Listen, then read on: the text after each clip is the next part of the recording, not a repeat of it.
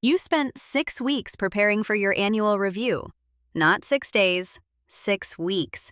You built a self-assessment document with sections and metrics. You listed every project you touched and what it produced. You rehearsed how to frame your wins without sounding arrogant. You rehearsed how to take feedback without sounding defensive. You reread the document 4 times. Not to improve it. You reread it to make sure nothing in it sounded like a complaint. That is how well-trained you are. That is how much invisible labor goes into a single hour-long meeting. And the entire time, there is something you don't know yet. The outcome was already written before you walked in. You sit down across from your manager. You notice the notes in front of them. Something about the notes looks pre-printed.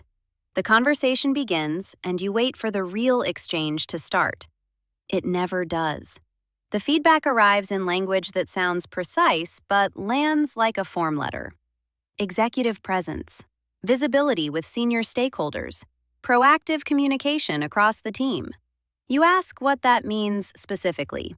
You ask what you could have done differently. The answer is warm, vague, and completely useless. You leave not knowing if you passed or failed. That ambiguity is not an accident. Meanwhile, the woman who sits near your pod prepared nothing. She walked into her review laughing. She walked out with a high performer rating and a lateral move that came with actual headcount. She mentioned it to you over coffee like someone describing a parking spot they found. Effortless, unbothered, somehow always fine. You nodded and said congratulations, and went back to your desk and opened your laptop and kept working. That is also not an accident. Here is what they never tell you about performance reviews. The review is not the decision. The review is the documentation of a decision already made. Most organizations run something called a calibration meeting. It happens before your individual review. Managers gather in a room, or a call, and align on ratings across the team. Your manager goes in with a number. They defend it or they don't. The group lands on something defensible. Then your manager walks into your review and delivers that number as though it came from careful observation of you specifically. The meeting with you is not an evaluation. It is a handoff. This is the part that should make you angry, but probably just makes you tired. Because you already half knew something was off. You just didn't have the language for it. The criteria are real. Performance, output, collaboration. But the weighting is invisible.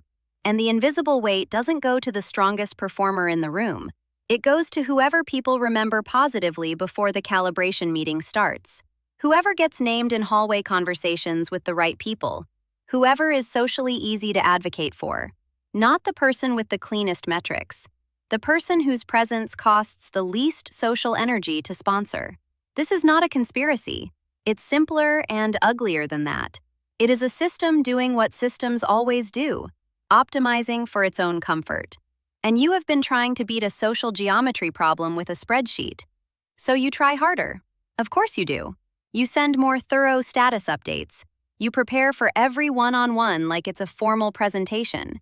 You choose your words in meetings in real time, weighing tone, volume, confidence, approachability, all simultaneously, all invisibly. Am I being too direct? Too quiet? Too much? Not enough? That calculation is running every time you open your mouth, and it is exhausting in a way that doesn't show up anywhere on your timesheet. This is what burnout actually is. Not just long hours plus constant social surveillance of yourself. You are not just doing your job. You are managing the perception of you doing your job. For an audience that is already leaning a particular direction. The environment starts doing something to you at this point. You begin wondering whether the problem is you, whether something about the way you show up creates friction you cannot see, whether you are difficult to sponsor without knowing it, whether your intensity reads wrong in this particular culture. You generate these explanations because the system gives you nothing else. When exclusion happens without confrontation, without evidence, without a direct conversation, the silence fills itself, and it fills with you, your doubts, your self-audit, your exhausting internal case against yourself. That is not weakness. That is what happens when a calibrated system withholds explanation as a feature, not a bug. Review season becomes its own recurring injury now. Not once, every year. A season of anxiety that starts weeks before the meeting and lingers weeks after. You lose sleep before it. You replay the feedback afterward looking for something usable inside the vagueness. You find nothing usable. You start the next cycle anyway. And then you hear the announcement. The colleague, the one who walked in laughing, the one who prepared nothing, is being moved into a management development track. The framing is standard, recognizing leadership potential, investing in growth. It sounds reasonable. It is reasonable, just not for the reasons they say. What they are actually recognizing is her ability to move through the organization without creating friction for the people who matter. Her ease, her visibility, her lack of social cost. That is the potential they are investing in.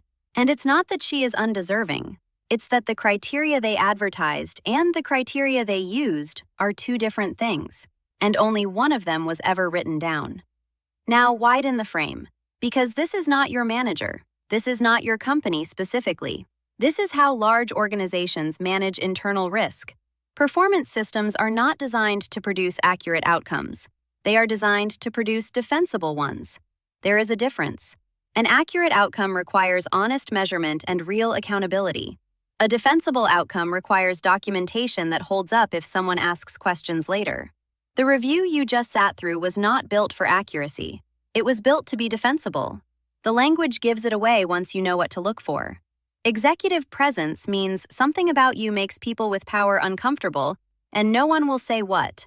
Visibility means you are not in the informal channels where decisions get pre-socialized. Stakeholder management means someone above you doesn't feel handled. These are not performance criteria. They are translations. HR language is a conversion tool. It takes social preference and turns it into professional vocabulary. It makes subjective comfort sound like objective feedback. And it protects the organization from having to name what it actually values. Here's the part about HR that nobody wants to say clearly. HR is not there to help you. HR is there to protect the organization. That is the actual job. When you bring a concern to HR, you are not accessing an advocate. You are entering a risk management process.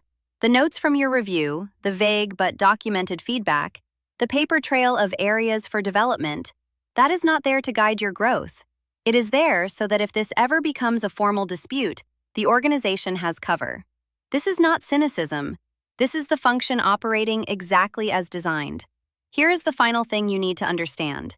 Your review is not measuring your performance. It is measuring your fit with the people who have already decided how the organization moves. Competence got you in the door. Competence keeps you employed. But competence is not the advancement mechanism. The advancement mechanism is proximity, social legibility, and the informal sponsorship of people who feel at ease around you. You have been playing a merit game inside a relationship game, and every time you lost, you called it a personal failure. It was not. Now you can see the board, the calibration meeting that happened before your review, the invisible weighting that has nothing to do with your output, the HR language that documents social preference as professional feedback, the contrast between what is advertised and what is rewarded. The system that is not broken, it is working exactly as it was built to work. You are not confused anymore. You are informed. And informed is a different position entirely. The review was already decided. What you do with that fact is the only question left.